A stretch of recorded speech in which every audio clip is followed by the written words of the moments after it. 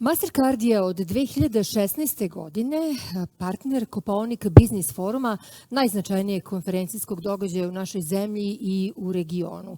I saradnja sa Savezom ekonomista Srbije, kao što smo čuli od gospodina Vlahovića, je otpočela te 2016. godine, a obostrana je namera da i u narednom periodu Mastercard bude partner foruma. U ime kompanije Mastercard obratit će nam se gospodin Bartoš Čiolkovski, direktor za jugoistočnu Evropu. Gospodine Čiolkovski, izvolite.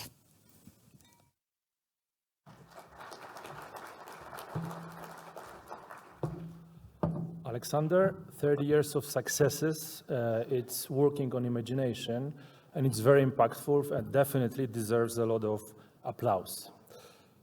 Good morning, Madam Governor, dear government members, Your Excellencies, ladies and gentlemen, I would like to very warmly welcome you on Mastercard behalf, but especially warmly on behalf of our local team under leadership of Jelena Ristic, who is here with us together with a couple of other colleagues. We've been with the forum for the last 8 years, which is slightly less than 25% of the time, and it was a very good time for us. But it is first time for Bartek, so I'm first time in the Kopaonik, very nice landscape. And I think I owe you a little bit of introduction. I'll do it very briefly and shortly. I've been in payments and in digitization for almost 25 years. So if I say something wrongly, please forgive me. Simply, it could be a little bit too much passion on my side. So, let me start with the question. Do you remember where you were when the new millennium started? Of course, I'm talking about the New Year's Eve, and one of you could say that it was year 2001. I'm rather thinking about year 99, and I do remember where I was with my friends in Poznań. I'm from Poland, enjoying a nice event, nice New Year's Eve event, discussing a lot about the future. You know, I was thinking, we were talking that we will be flying to the moon, world will change so fast. It was really working on our imagination. We didn't need to wait long, because only a year or 2 years later, in year 2001, there was a dot-com bubble crisis. Some companies, starting from $13 valuation, went to 130 and then dropped to 4. So it's typical crisis. But I would like to refer to one particular case. You may remember the company called Webvan. Webvan was one of the first, if not the first, and large e-commerce shop, delivering goods to clients. They had a promise to deliver it in 30 minutes since it is ordered. They had unlimited number of trucks, big warehouses. All looks really well, but market failed to respond. They survived only 4 years, and they couldn't build on this amazing dream of innovating the way how we shop. Simply, it was a little bit too early. So then, let me bring you to year 2012, 2011, when the definition of fourth industrial revolution emerged. And there were many discussions. I know Tim Murphy, our board member, was here a couple of years ago, and he was talking about the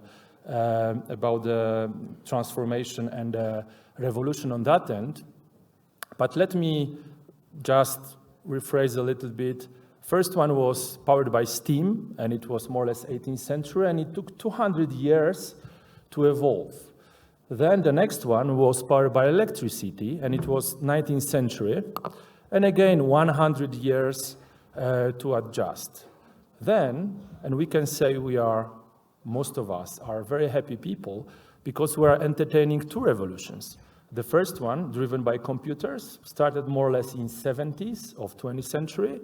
And the last one, which I'm referring to, started very shortly ago, not more than 10 years ago. And it is about internet. It is about internet, where Webvan failed, couldn't deliver it 10 years earlier. It was already perfectly feasible 10 years later. So we are totally different. We have totally different way of interaction. We are talking through social media. We can talk through the camera.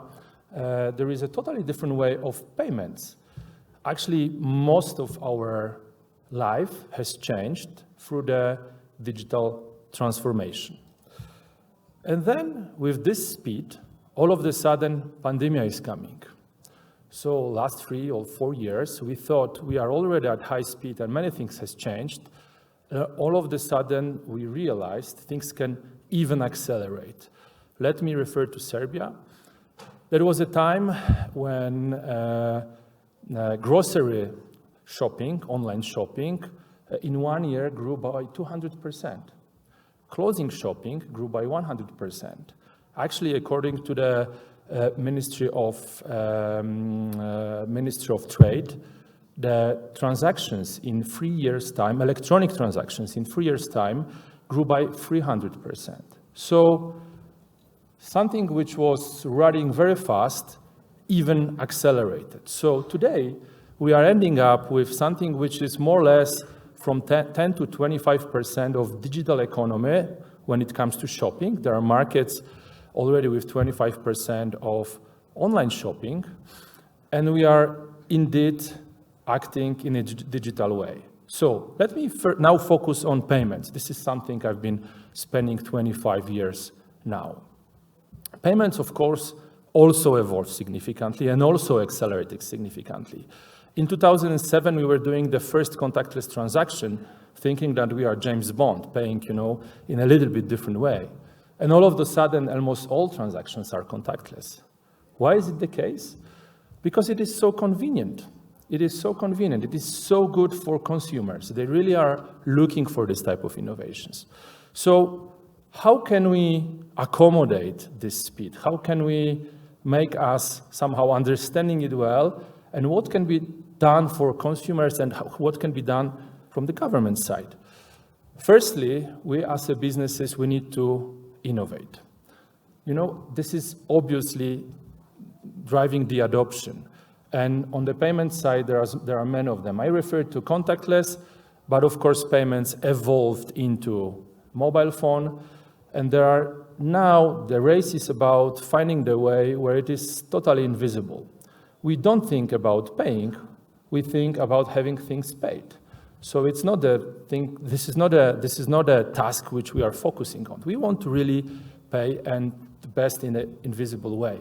So maybe face, maybe biometric, maybe other means of payments. This is also possible on some markets. Second, when it comes to evolution of acceptance, this is another aspect. Of course, there is a lot of innovation here. And innovation is super important because it's making the market much more effective and efficient. It's all about the cost of acceptance. So we have many fancy words like soft POS, cloud POS, M-POS, tap on phone. So indeed, you don't necessarily need to use let's say, hardware devices. You can now use the phone to pay and to accept payments. It is about making it more effective, more efficient on the innovation side. Then, governments. You could also see a lot of regulations which are linked with payments, starting more or less with credit crunch. In Europe, it was Italy, Greece, Hungary, Belgium. It happened in many markets, and it was to somehow find a way that nobody is excluded.